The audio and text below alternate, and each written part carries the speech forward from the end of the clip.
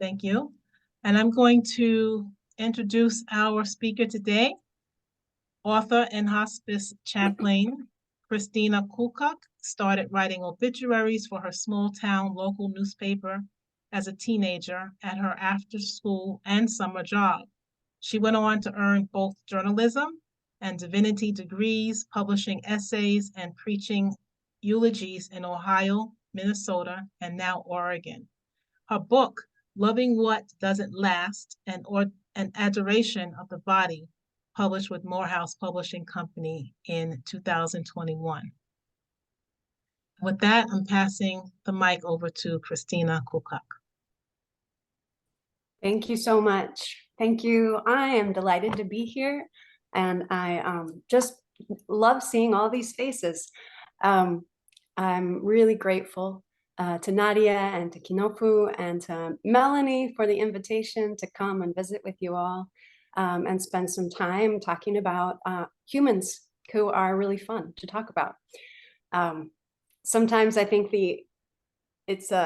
I hesitate a little to tell people that I love obituaries because it seems kind of morbid, but obituaries are actually about humans, and humans are amazing and amazingly varied and precious and funny and broken and quirky and complicated.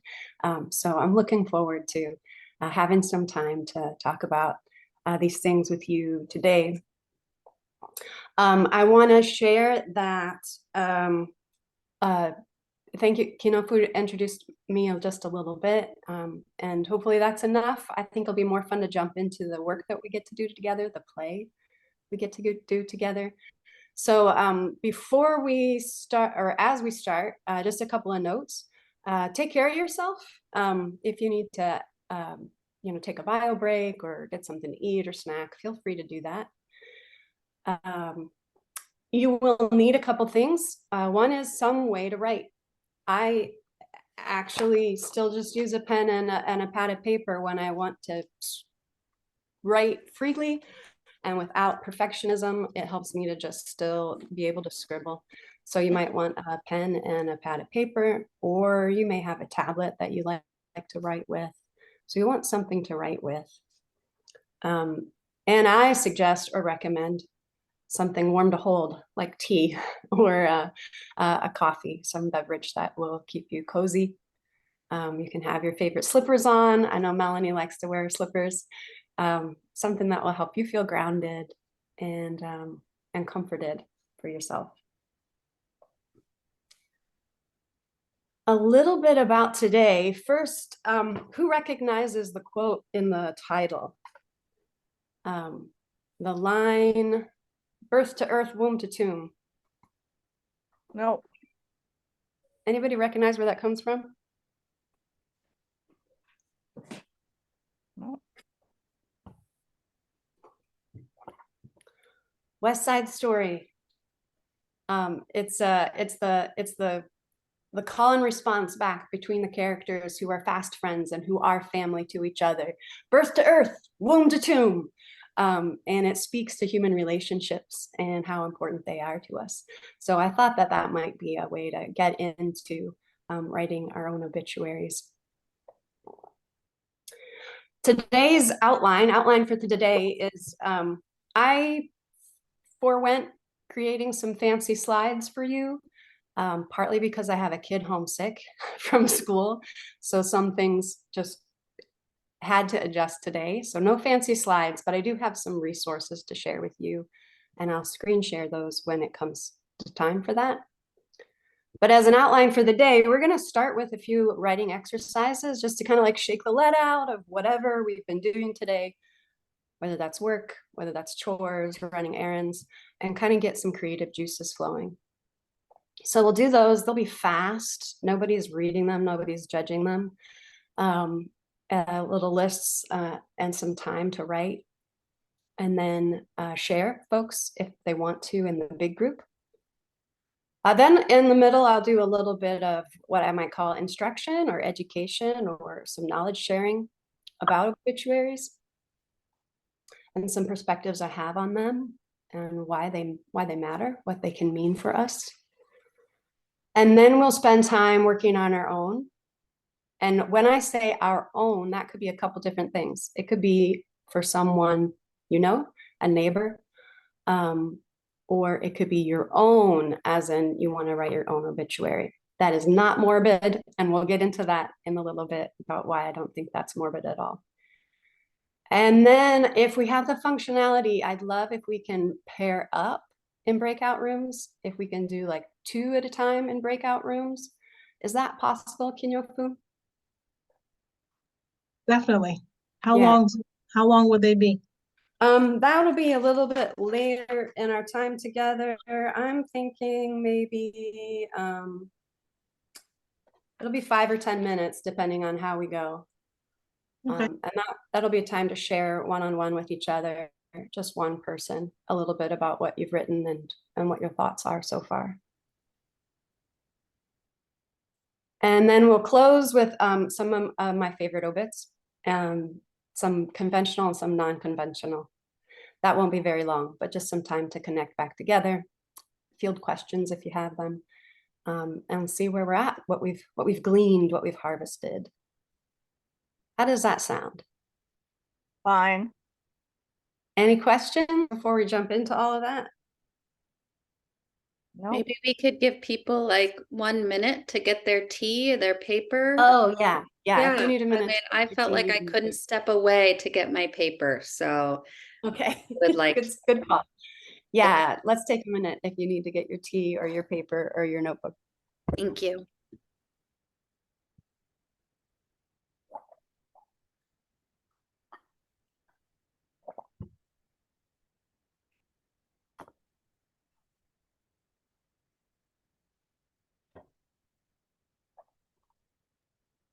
Christina, Mhm. how long is the class going to last today? It is 90 minutes. So we start here at, I believe it's 3 o'clock for you all, and we end at 4:30. 4:30. Okay, thank you. Yeah. And I'm on Pacific time zone, so I'm across the country, the other side. I have to do fast math in threes. Was that 1:30 now? 12. 12:30. Yeah. Okay. Mhm.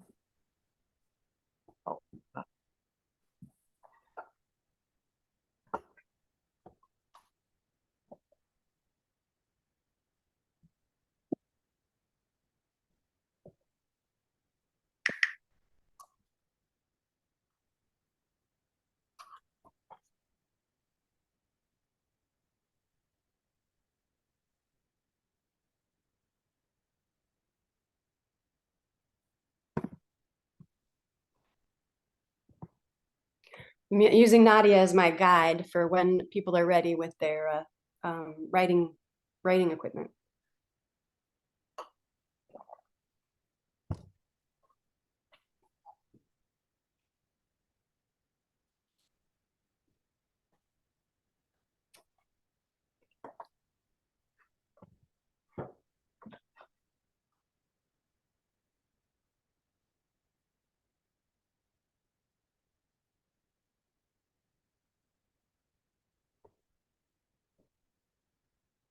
Should I wait for her, Kinyofu, or do you think I should go? Go. Go ahead. Okay. All right. Thank you. There she is. That's all right. So to jump in, let's shake ourselves out of our heady space and maybe get into our bodies, into our senses a little bit more. I am gonna throw some writing prompts at you, and we're gonna start with a list. And as I give you more lists, I'm only going to give you about 30 seconds to list out some things, but it's primarily to open up the creative juices a little bit, get the faucet flowing. What I'd like you to do is think of 5 people you were close to who are no longer alive and list them. See if you can come up with 5 people you knew well who are no longer alive.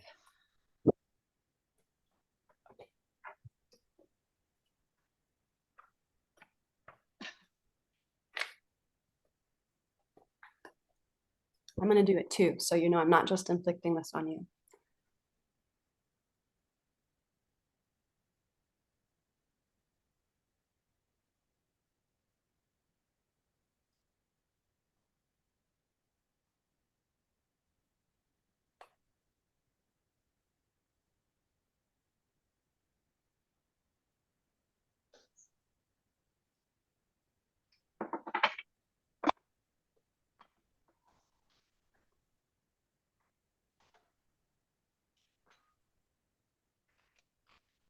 Figure out which of those names, as you look at those names on the list, which one has the most energy for you, the most positive energy for you?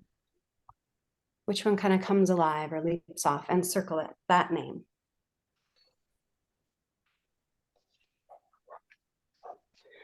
It doesn't have to be forever, just in this moment, which one has the most?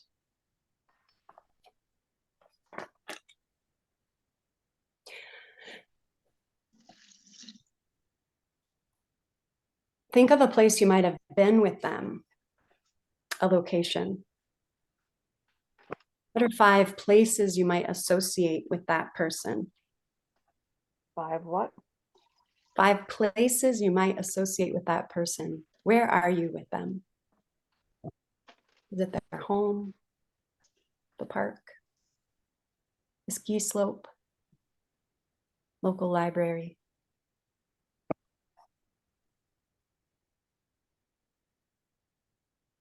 Five places.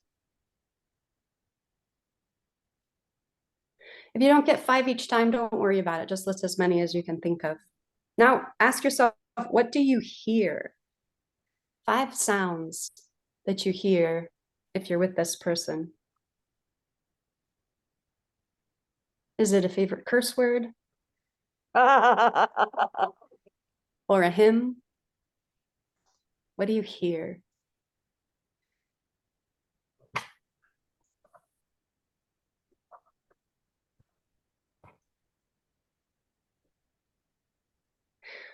What do you see? What are the colors that you associate with this person?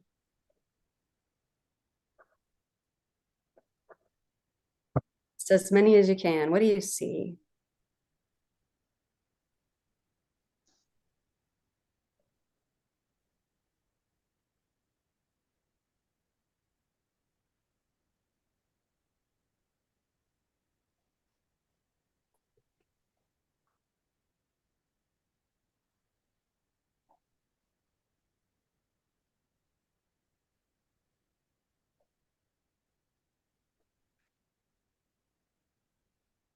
Do you smell anything? What do you smell when you're with this person? Their favorite beer? That perfume? What do you smell?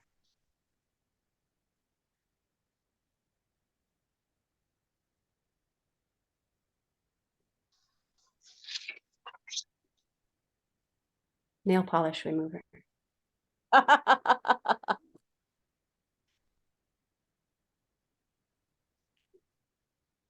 Freshly cut wood.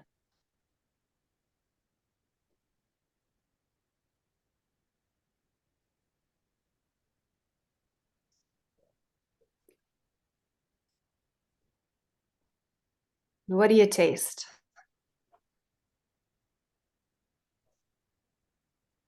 Is there something that you're eating or drinking?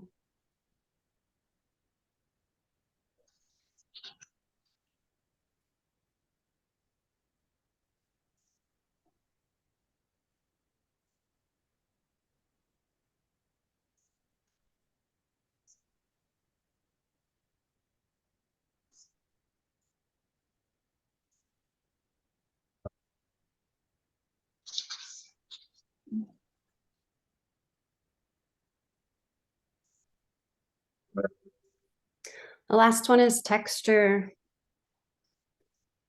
What do you feel against your skin, your hands, your feet?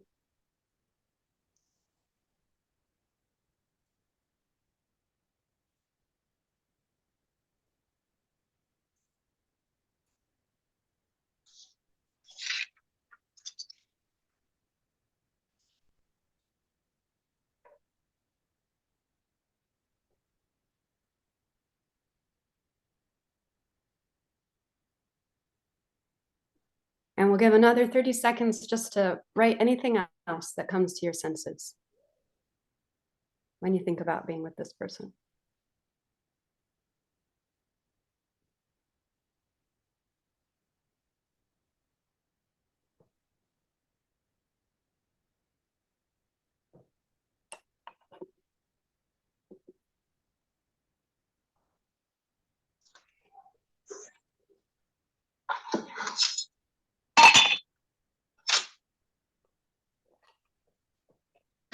Okay, not enough time?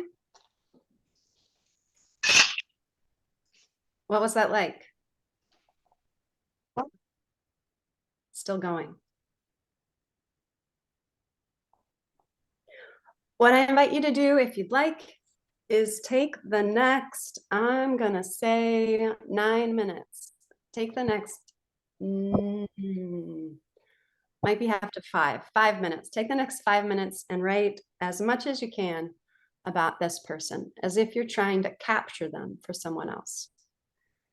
You want to capture this person for me, who's never met them, and go.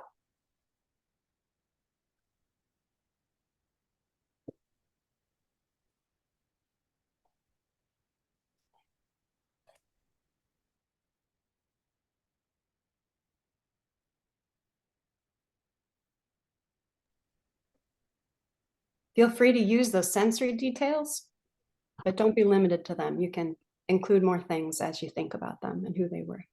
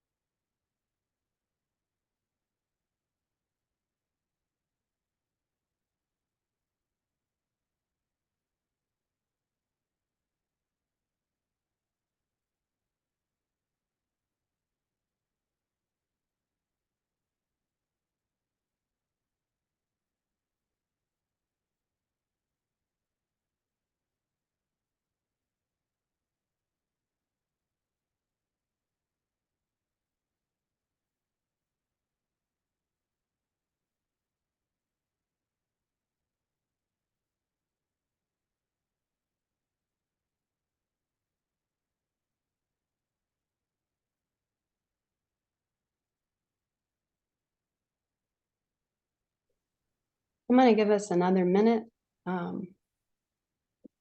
Wrap up the sentence that you're on or jot down one more thing.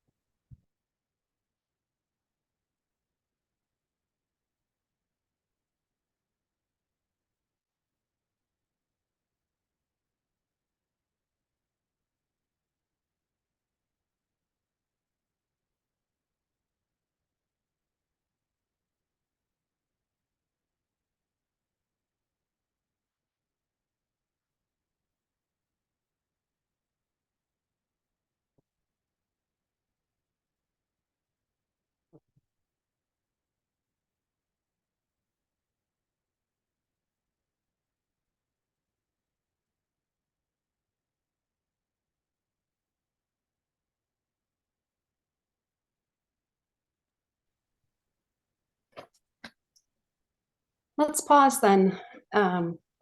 Folks feel like they got a few sentences, enough of a paragraph? A start? You might have to nod or give me a thumbs up or something so I know what you think. Thank you. Would anyone like to share the sentences? You don't have to, but would anybody like to share their sentences, their paragraph? I will share. I will share. Can you hear me? Yes. Yeah. Okay. I will share. The person do I need to tell you who the person is? You don't have to, no, you can just read us the paragraph. Okay, the paragraph. A beautiful woman inside and out, thoughtful, helpful, welcoming to all she met, an example of a great mother-in-law and friend, wonderful to be around and spend time with, a jewel to know, lover of God and man, a living example of treat your neighbor as yourself, loved family and friends by actions, not words, missed but never forgotten. That's it. Thank you. Elnora, right? Did I say that Yeah. right? Yes, Eleonora. I appreciate that, Wendy. I'm almost always eating, so no worries. You appreciate that. Thank you, Elnora. Anybody else?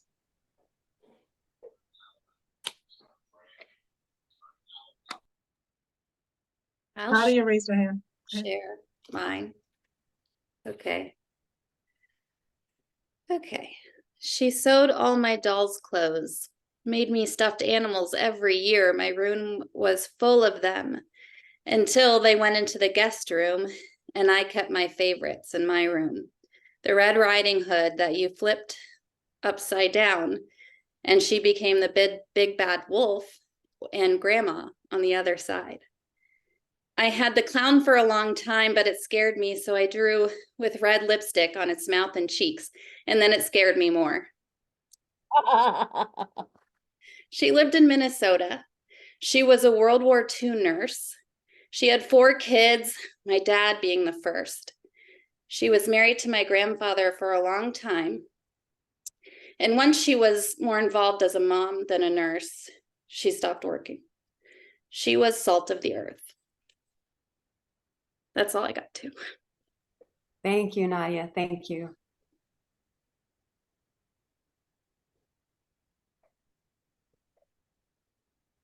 One more. Janet, did you unmute to share?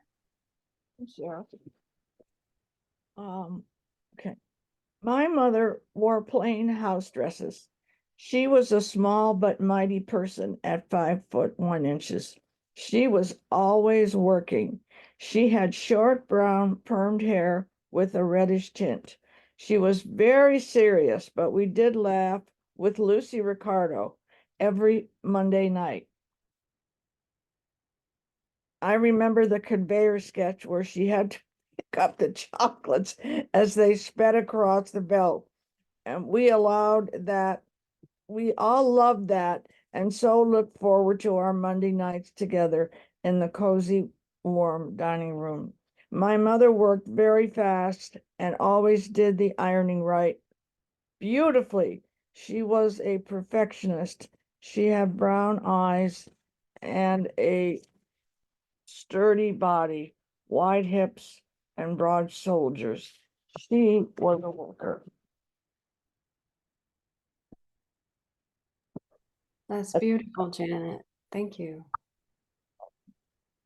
Can hear the laughter in the TV while you're watching that. That was a very special time for my sister and my mother and I. My dad was at work. Everything was peaceful. Yeah, yeah, thank you. Time for one more, unless folks aren't feeling it. Any one more? To read mine unless someone wants to read theirs. Okay. Eurodine Bruce, down to earth, smart, respected, loving. She was my model for getting it done. She rarely complained. She was creative and resourceful. Her hand strong. She would be able to squeeze liquid out of an item even after I put my best effort in. She did not follow gender rules because she had work to do. She would wear dresses to shop and stop by a tenant to fix the toilet. She would get up under the sink to replace a pipe, and she would cook up a storm, feeding anyone who visited her. Often the house would be filled with delicious Bajan aromas. She was trusting, and everyone in the neighborhood respected her.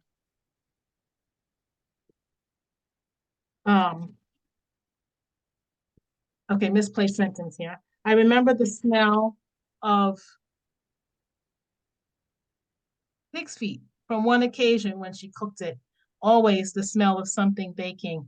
I recently remember coconut turnovers. She was not one to follow a TV program, although it was on. She loved Barbara Streisand, Porgy and Bess, and The Cosby Show. Wait. I love that image of squeezing liquid out after you couldn't get any more out of it. Like the strength in that image is beautiful, powerful. I overuse that word beautiful with humans. Thank you. I just dumped my notes here. So I really appreciate that. Thank you everybody for jumping in and trying that experiment, and also for sharing some with each other. I want to share a little bit about what we mean when we talk about obituaries. And the first thing is just to define, and this is some of what I would have put on fancy slides if I'd had that kind of time, but you know, life is life. There is a difference. We see something in the newspaper. If we read a newspaper still, there are things that we see, and some of them are technically death notices. These are often provided by a funeral home, and a newspaper may run them without any extra writing or reporting or anything like that. A death notice used to show up in a newspaper first. Today, sometimes we see a death notice on social media. It'll be a Facebook note. Someone that we know will share the funeral home's death notice that they've listed on their website. So we'll see a death notice, and a death notice notifies us that someone has died. They are typically cost money to run, and they're run through, if it's still a newspaper, through the advertising department. So families pay money, often through the funeral home, to get a death notice out. An obituary has been something else. It's typically been a longer reported article. In the heyday of obituaries, which was probably the 1980s and 90s, newspaper staffs had obituary writers, whole departments. When I was trained as a journalist in journalism school at Kent State, we learned that most major newspapers had obituaries of famous people pre-written, ready to go, for the most part. In the 80s, some reporters started making these, not just for the famous, the movers and shakers and the heroes and villains of our political or cultural lives, but also for common folks, just people. And probably the best example of that is Nicholson, who wrote for the Philadelphia Inquirer. My own hometown paper had something called Between the Dash. So you'd have the birth date of the person and then the death date of the person, and there was a dash between those two dates. And so one writer would pick somebody to write a longer article about Between the Dash. What was the life? You know, how do you capture the life that was in between those dates?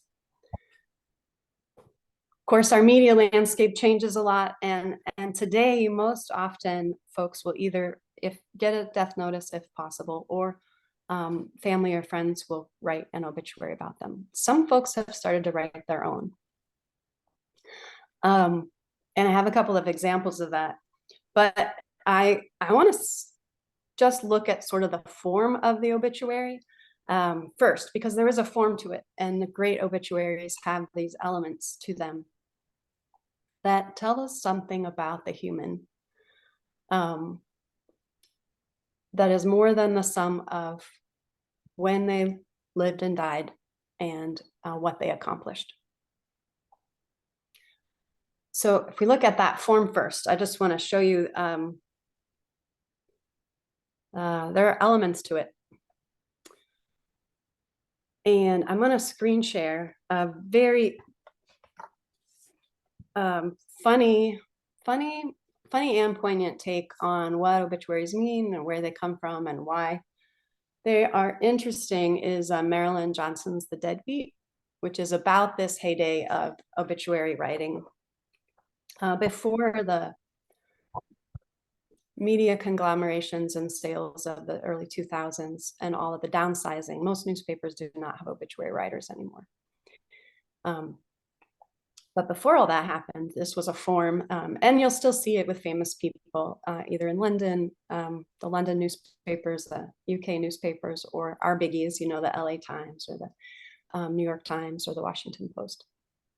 So you'll still see obituaries, but there are less investment for media companies in the art form, especially for regular folks. The art form itself is kind of fascinating, and I am going to screen share a little bit about it, and partly I'm kind of like so that we can see what are the parts that make obituaries neat to read. And I'm going to do it that way. Whoops, not that. All right, here we go.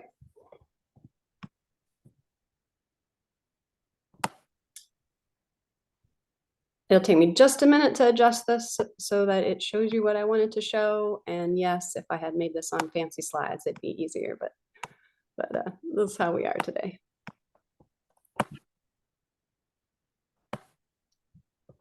I'm gonna put this as a document in the chat in a moment.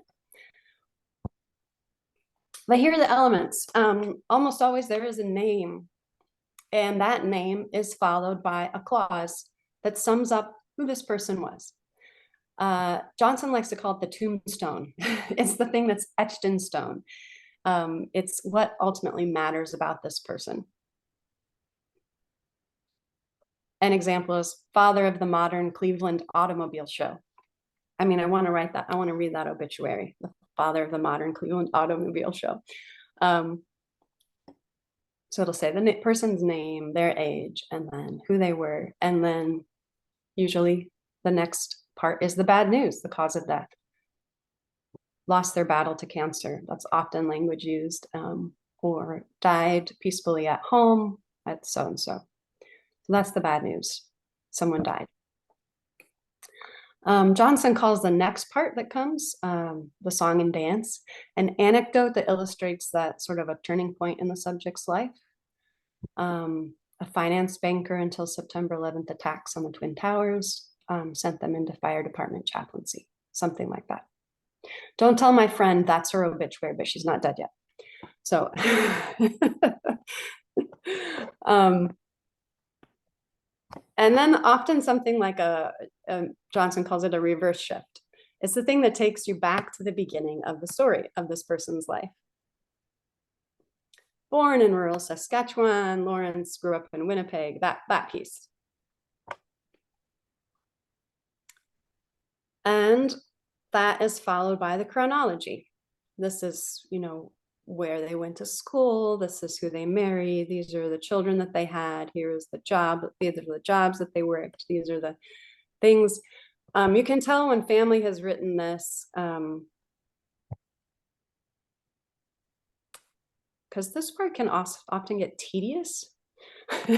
If a person has accomplished lots of things, sometimes this is the part where, I don't know if I would call it like the bragging part, but this can get tedious. And it's also interesting because it tells you, who all is affected, where this person was, what they lived through. Sprinkled throughout this, and or between the desperate chronology and the next piece, are things that are colorful quotes from friends, relatives, experts. A lot of what you all wrote about the person you had in mind a few minutes ago might be considered a friar. It's a toast to the person that captures a little bit of their psychology, the kind of person they were. So things that illuminate the kind of person that they were. One example about a mother, for us to have a better life and not have to pick up garbage for Ho Chi Minh. So it's like a colorful quote, an insight into the kind of person we're talking about, and not just what they all accomplished.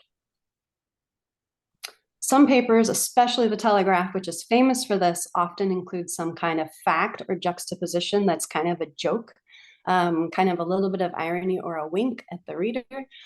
Sometimes, especially with famous people, this is used to kind of humble them and make them a little bit more like the rest of us.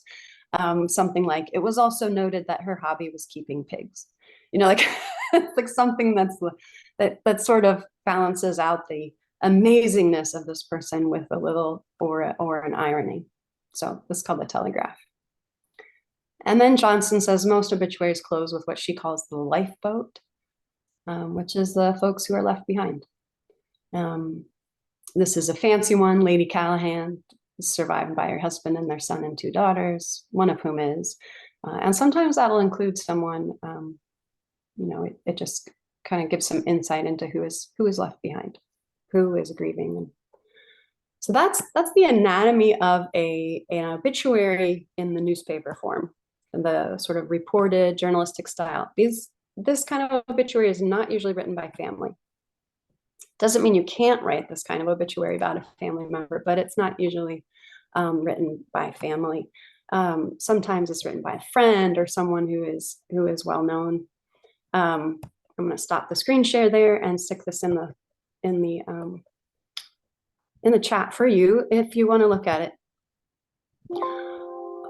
I'm sharing it mostly to see like, oh, there are parts to obituaries that help tell the story of a person in a way that makes it easier for others to relate to them.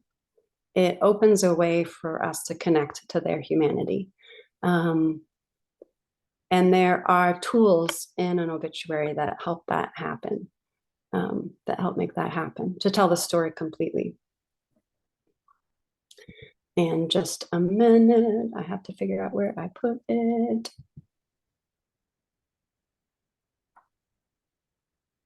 All right, I'm gonna get it there. All right, I'm just gonna move on and put it there in the break when we're all writing.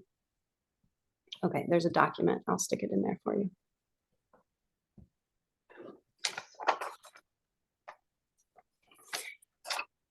So when we write our own, we're doing something else. And I also have a good example of someone who wrote their own. When we write our own before we die, and again, I don't think this is a morbid thing to do, we're doing something a little bit different. We're still trying to tell our loved ones, our friends, our chosen family, our family, those who are left behind, our story. But I would contend that we're also trying to pass something on to them of our spirituality.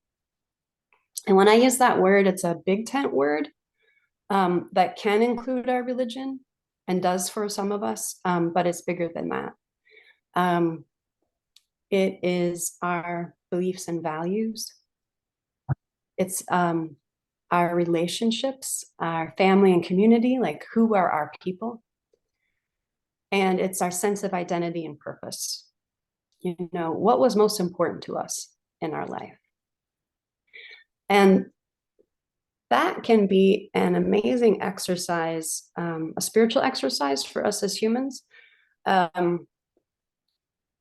even when we're not sick, even long before we are sick and or maybe want to capture something for those we might leave behind.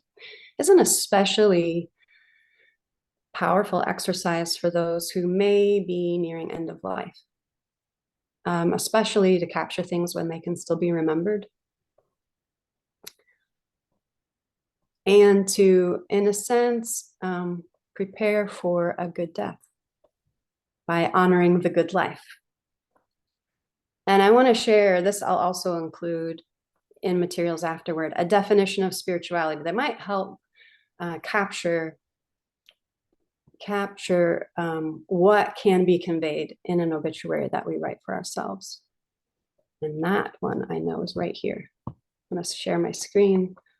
And that is not that one, this one. Here we go.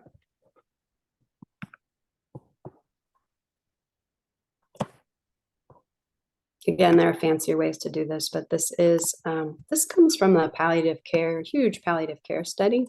Bolchaski and some others trying to define this thing that is sometimes hard to define. Spirituality. It's the aspect of humanity that refers to the way individuals seek and express meaning and purpose, and the way they experience their connectedness to the moment, to self, to others, to nature, and to the significant or the sacred. Some of what we captured, even in those brief paragraphs about loved ones who aren't alive anymore, was their spirituality, how they connected to others, their sense of meaning and purpose, loving our neighbor as we love ourselves, sewing reversible Little Red Riding Hood and grandmother wolf doll for children. Like, we capture something about the meaning and purpose of their lives in those descriptions. So with this aspect of the obituary in mind, I thought we could turn to some writing time to take a crack at writing our own. And when I say writing our own, definitely offer and invite you to tackle writing your own as if you were gone and you were trying to capture your story, convey something of your spirituality to those in your lifeboat, the ones who are left behind. Be an interesting exercise. You can choose how you die if you want to. You can make it funny, or you can make it more it's fun to do it as a writing form.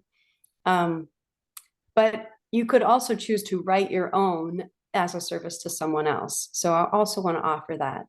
Is there someone who you feel like deserves to be known in the way that Nicholson talks about? You know, a life well lived is a life worth talking about.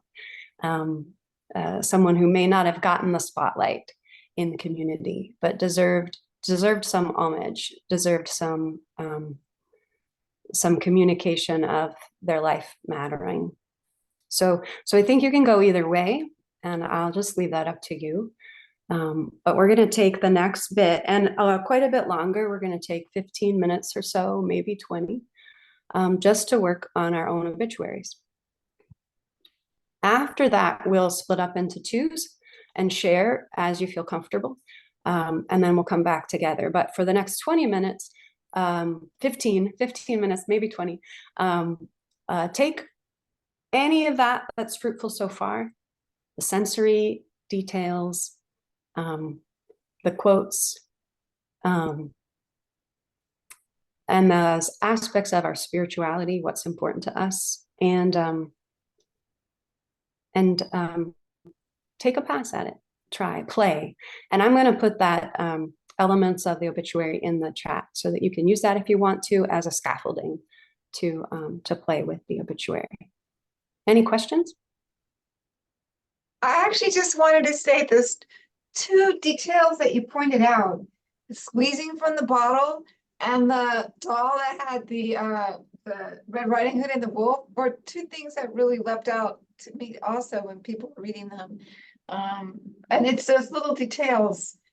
There was some also beautiful writing in the first one too. Like there was beautiful writing in all of them, and I'm sorry if I don't, but those particular details that you happen to highlight were things that really caught my attention too. It says peculiar, it's just something like so like it's a really precise detail that wouldn't really apply to anyone else that made it really stand out to me. So I just want to comment on that. It's so funny that you noticed the same two that really leapt out at me. Yeah, exactly. And I'm a slow Yeah. writer, so I'm so That's I'll fine. do my best. I'm a slow writer too. That's those details that, yeah, that make it like it couldn't be anybody else, right? It could only be that person. And those details, that's part of why I started with some sensory exercises to kind of try to feel our way into what do we see, what do we smell, what do we hear. You know what, I am fated that my kids will include in my obituary that I would always ask you, have you drunk any water? You know, like that's what they're gonna write in my obituary, because I'm always like, have you drunk water? Yes, Mom, I drank water. So like that's probably gonna be in my, you know, that's but it's those details that kind of capture a human life and show it for its depth. Sometimes I ask if you need a prompt, you know, like who's got the dirt on you and what would they say about you? I asked that for a prompt. What's a phrase that is repeated a lot, you know, about the person? What is a phrase they always say? So there's some other prompts that could get you going, but I'm going to stop talking so you can have some writing time and stick that scaffolding in. Yeah, Sharon. Hi, Christina. I was wondering if you could somehow share the information that you had on that table that had the friars, the telegraph, and all of that. If you can post that or put that somewhere where I can see it, because it's a good reference for me. You're muted, Christina.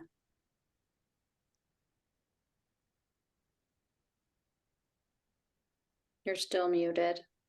Yeah, I had too many windows open. Oh, yeah. I'm gonna put that in the chat, Sharon. Or you Okay, can thank you. screen share it again too. That might be nice. Or screen share something. Yeah, do you want me to screen share it? I can screen share it again. Yeah, okay. Wendy.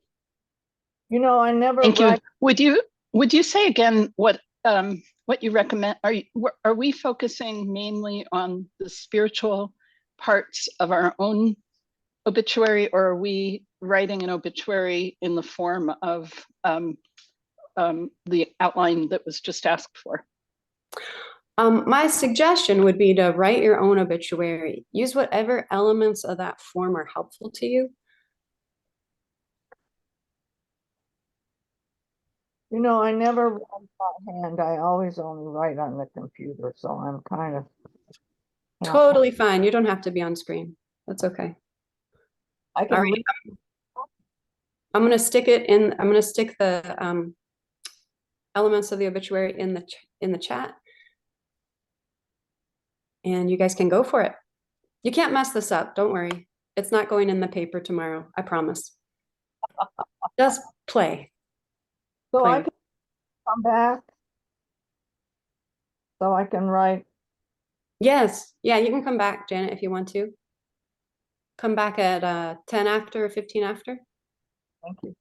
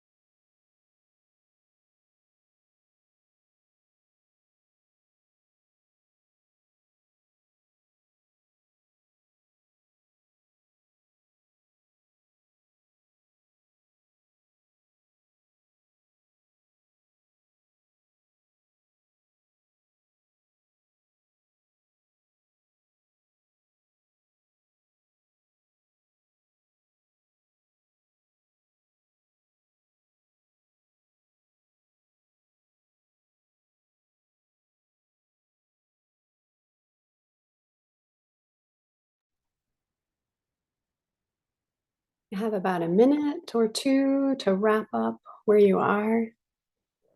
You don't have to be finished, that's okay.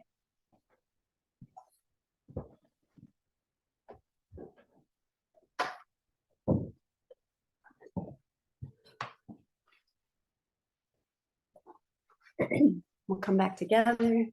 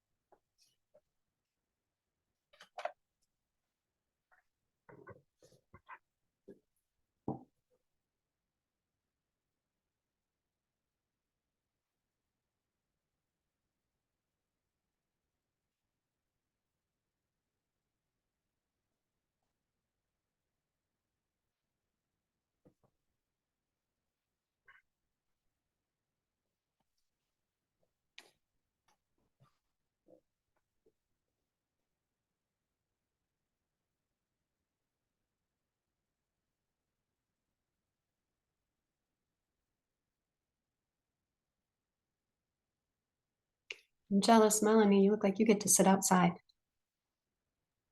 Not outside, but in a really nice sunroom. So Oh, yes, nice. definitely get the benefits of the sun and still have climate control. It's still a little cold here. So Yeah, nice.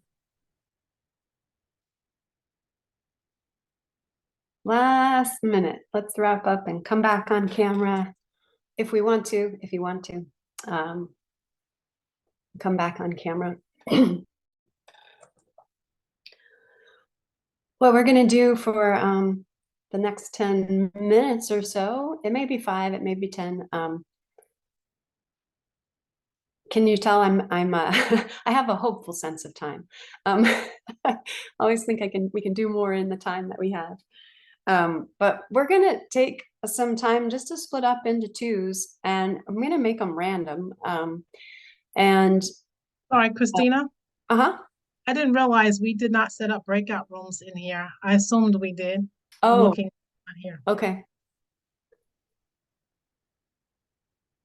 Can we do breakout rooms? Let's see.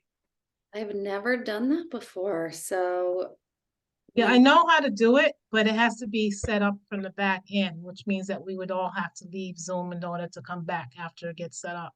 Oh, bummer. Okay. Well, we won't do breakout rooms then. That's okay. That's all right. No worries. We can roll with that. sorry. And we'll just share a little bit, like we did before. I really love that this group is multi-generational. We have so few multi-generational spaces in our culture that it just is really neat. So part of the hope of breaking up in twos was to share across the generations. But I trust you will do that anyway. And maybe you'll run into one another in the park or in the apartment foyer, or when you're getting your mail or something like that, and ask one another, so how did you die in your obituary? Or whatever you want to do to start the conversation. So then instead of the pairs, then we'll just start with folks who did not share before, to give some new folks an opportunity. But if you didn't share before, we'll start there and see what was that like for you, and are there a couple of sentences from your obituary you would like to share? You don't have to, but we'll just take some turns and see what folks came up with. I'll ask you to raise your hand, either physically or with the little doohickey that Zoom gives you to raise your hand. It's under reactions. If you want to do that, it's under reactions. Oh, Which is in the center of your screen. oh. Heidi wants to share. How do you get to go first? Should I spoil the suspense and tell you how I died, or I'll just start reading. So I want to say that I usually type I hardly handwrite at all. I'm much faster at typing, and I can't really read my own handwriting, so I hope you will bear with me. So Heidi Werntz, 1961 to 2063. I'm being really optimistic today. Lover of books and art museums, energy lawyer, avid Latin dancer, mother of Jasper, collector of cake stands, has passed away. Heidi survived typhoons, earthquakes, including a 7.1 in Taiwan, and the only earthquake to shake DC, and kidnapping. Indeed, she had so many lives, we thought she must be a cat. But she finally succumbed to overwork at her desk, penning her last fur order. And I think I'll just stop there, maybe.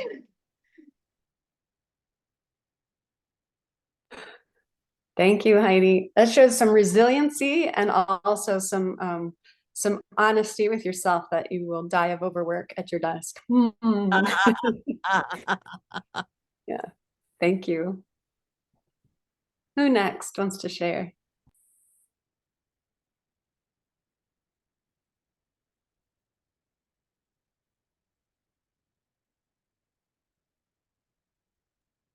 Don't all volunteer at once. Oh, Melanie, go ahead. Yeah, I can share. I was trying to find the raise hand icon and I clapped, but whatever. So I see Karen too, so Melanie and Okay. then Karen. Great. I'll say firstly that this is a good exercise, and it was interesting to me that I was trying to start way out and like make big picture like conclusions about my life and just summarize it, and which is kind of overwhelming, but in general, that's kind of how I handle things. And it took a while to kind of get into like the nitty-gritty details, but once I did, that was good, but it took a while to settle into that. I was trying at first to make like big picture conclusions, which so anyway, I won't read all of it. I did write a lot, but I'll just read a couple things. So I'm tempted to focus the story on the people who've disappointed and hurt me. Those failures have often been loud in my memory. Yet I want to focus now on the relationships that have really gotten better with age, such as my marriage to my husband, Brian. We had very different beliefs when we first met. We had a lot of arguments, yet we've always shared the conviction that whatever we believe must actually work in the real world. And I've always trusted Brian's integrity and follow through. We've had lots of adventures together, travels, and even years lived on different continents.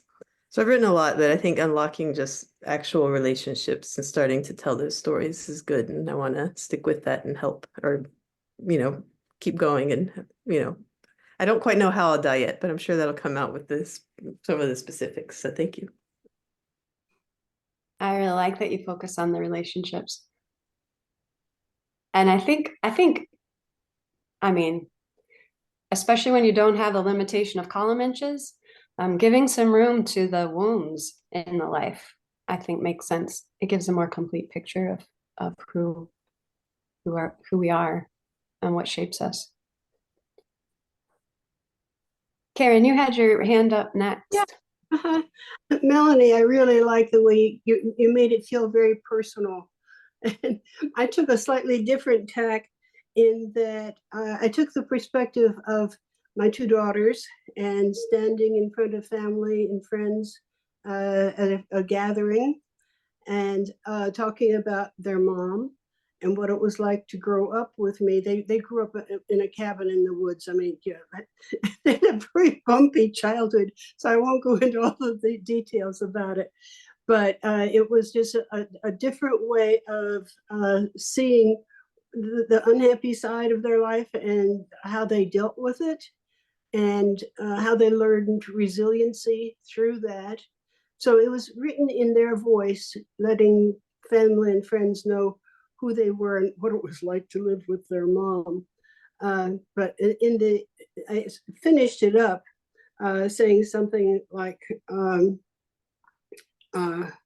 Mom talked about how relieved she was that her kids were able to pull their lives together. There's no doubt we had absorbed our dad's values in caring about community, but Mom had no hesitancy in giving us full credit for becoming responsible grown-ups in spite of their childhood. She was very proud as she watched us and with our ability to laugh and focus on the good stuff. You can see her glow with each step as granddaughters Avery and Zoe now make their way into the unknown and create their own lives. So we're not going into details, but so capturing what it was like to grow up with me.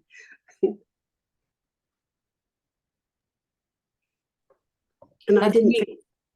I didn't talk about how I died. That's okay. That's a neat perspective to try to like, what do you look like through other people's eyes? Like what's their experience of you? Yeah. One more. Anybody else want to share one more? Okay, I'll go. So I died of natural causes peacefully in my sleep. Yay! Sound like a good way to go. So I'll just read the beginning and the end of this because I got kind of bogged down in all the many careers I've had. So I won't go into that. Died of natural causes. The oldest sister of 3, she was always looking out for others, supporting and encouraging them to do what they, supporting and encouraging them to do what they could do for themselves. Throughout her long life, she has always been quilting, knitting, gardening, and working with her community, all ways to transform materials to create something new and nurturing, like flowers and vegetables, scarves and hats, quilts from recycled fabrics, and stronger communities across ages and cultures.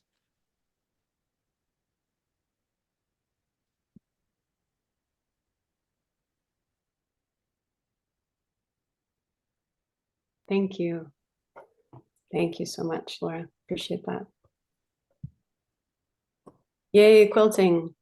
The person I wrote about always had some knitting project in her hand. So it's the things we make with our hands are really evocative. Nadia? We just hear Wendy's, since she had her hand up at the same time as Laura. Thank you.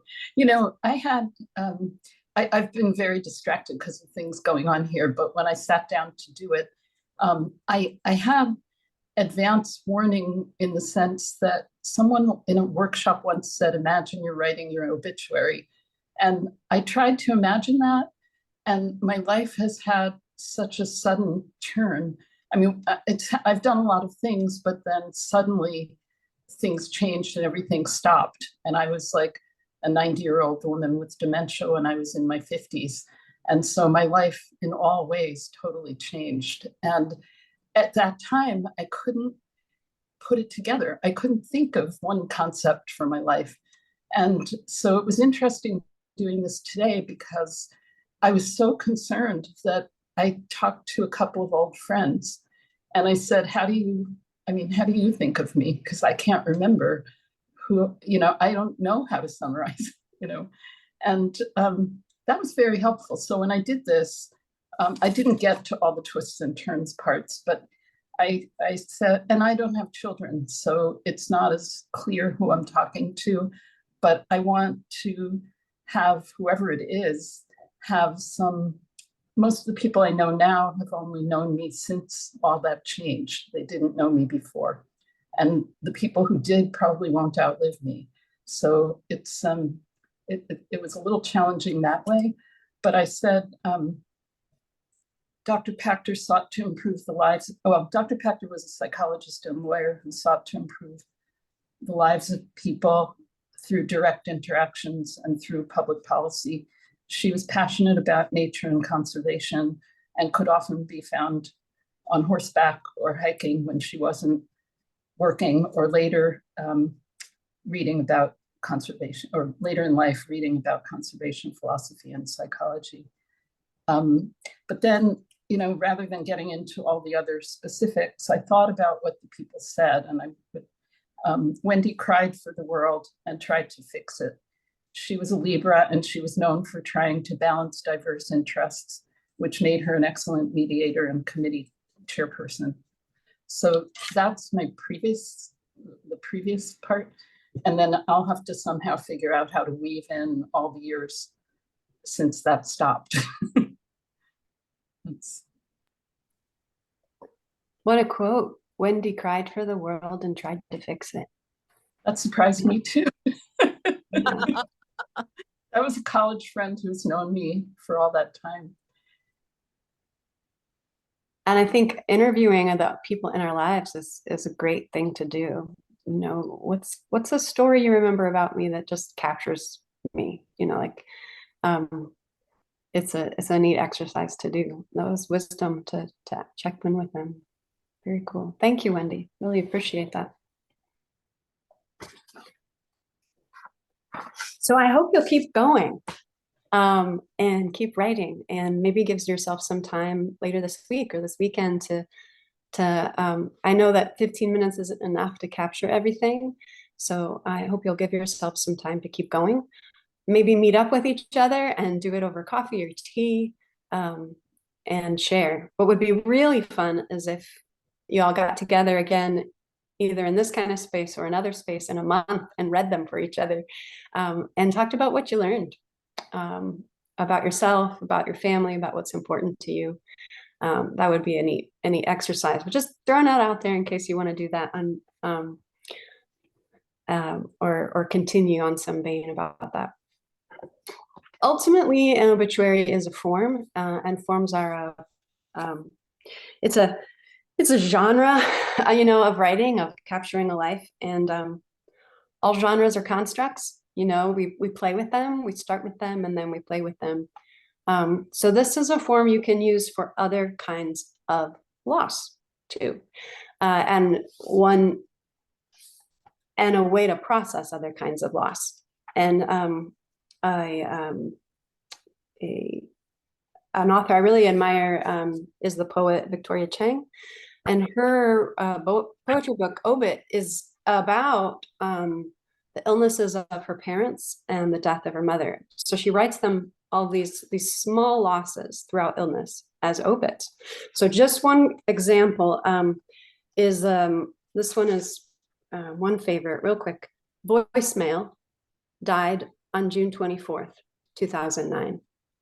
The voicemail from my father said, transcription beta, low confidence. Hello, hi, I may be able to find somebody to reduce the size of the car. Okay, I love you. The transcription beta had low self-esteem. It wandered into the river squinting and came back blind. My father really said, I'll fold the juice, not I love you. And then she goes on to talk about how, because she knew it wasn't I love you because he'd never said that to her. So so this is like voicemail died in her, and her ability to trust it died that day. So they can do it for smaller things, like not smaller things, but you can use the form of an obituary to say, hey, something was lost here. And this is how it impacted, and this is who it left behind. So my encouragement is to play with it. I want to thank you so much for coming today, for signing up, and for Kinofu and where'd she go? Nadia, Nadia for making this possible, and Melanie for the invitation. If you want to, I can't find it. I have a little like QR code. It all went out the window today. But if you want to connect with me some more, I am on social media in Instagram and Facebook. I'm terrible at social media. I'm not there often. But I am there, and I have an email newsletter that kind of keeps folks up to date. It's about monthly. It doesn't go out. But I will put my website in there so that you have that. You know, Christina, if you share all this with us, we'll share it with everyone who registered too, and in a follow-up email. Yeah, yeah, that would be great. And the resources as well. Yeah, and the video, if people want to watch it again, to kind of go through the exercises themselves. Thank you so much. Thank you. Thank you so Thank much. you, Christina. Wonderful Thank you, job. everyone, for Lovely. joining. So Thank much. you for your stories. Thank you. Bye-bye. Bye. Bye-bye. Bye.